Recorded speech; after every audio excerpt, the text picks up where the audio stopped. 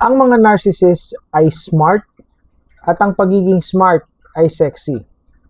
Ito ang dahilan kung bakit madami ang naaakit at nagkakagusto sa mga narcissist. Mababae man yan o malalaki. Ma-female narcissist man yan o maging male narcissist. Kaya marami ang nahuhumaling na mga tao sa mga narcissist. Basically, ang mga talagang nabibiktima niyan ay yung mga teenagers at saka yung mga Gen Z, yung mga early 20s.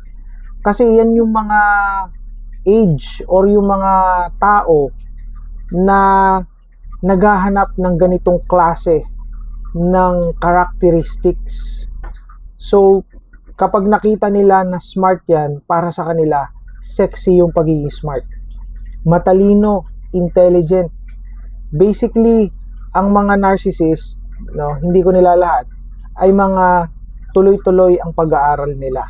Sila yung mga may mga diploma, sila yung may mga lisensya, no, sila yung mga may mga masters degree, sila yung may mga doctorate. The big question is why they are always studying. Dahil alam nila na ang knowledge, ang diploma, ang pagiging smart, ang pagiging may alam ay isang armas. So ginagamit nila ito bilang armas sa kanilang mga nakikitang mga tao, sa kanilang kapaligiran, in the environment, specifically sa trabaho. Mapapansin nyo yung mga boss at saka yung mga supervisors sa trabaho ninyo o kaya yung mga executives. Basically, no, sila ay gumagamit ng kanilang talino, ng kanilang pagiging smart o yung kaalaman nila para mandikdik ng mga tao, mangmaliit ng mga tao, magmanipulate ng mga tao, magkontrol ng mga tao sa kumpanya. Sila ay yung mga tinatawag na mga terror, no? Nang terrorize sila.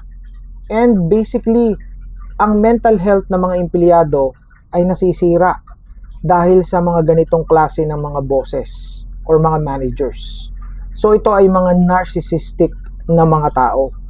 Hindi ko nila lahat, pero marami dyan. Even sa hospitals, marami dyang mga doktor at mga supervisor sa nursing department, no, even dun sa ibang mga department na may makikita kayo na narcissist na nakakaperwisyo ng mental health ng empleyado, na nagdudulot ng resignation or yung pagbaba ng retention rate ng ospital o ng kumpanya.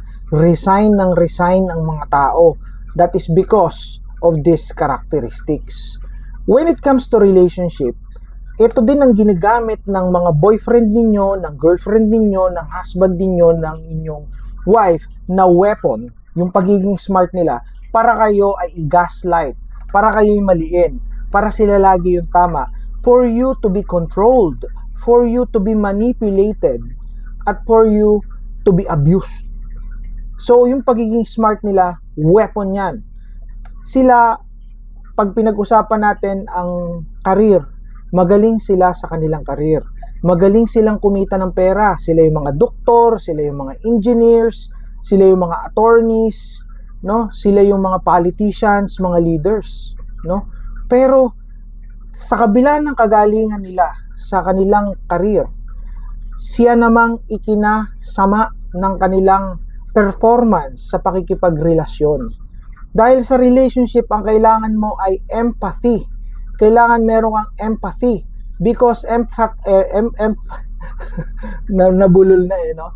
So yung empathy ang nagbibigay sa atin ng healthy relationship. If you don't have that level of empathy, yung mataas na level ng empathy, then you cannot build, no, a healthier relationship. Puro abuso yan kasi siya lagi yung magaling, no?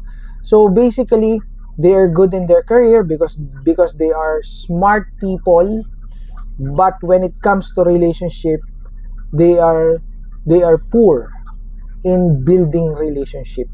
So hindi sila ideal na maging asawa because you will suffer, no, throughout your entire life. Kaya if you have this kind of relationship, it's better to think at nang inyong malaman kung ano ang inyong gagawin. No, basically, I'm asking you to, no, to leave the relationship. Kung hindi, tuloy-tuloy yung abusong mangyayari sa inyo. No, so I'm not promoting separation. I'm not promoting divorce or annulment. I'm just promoting mental health dahil wala ka ditong maayos na mental health. Bye for now.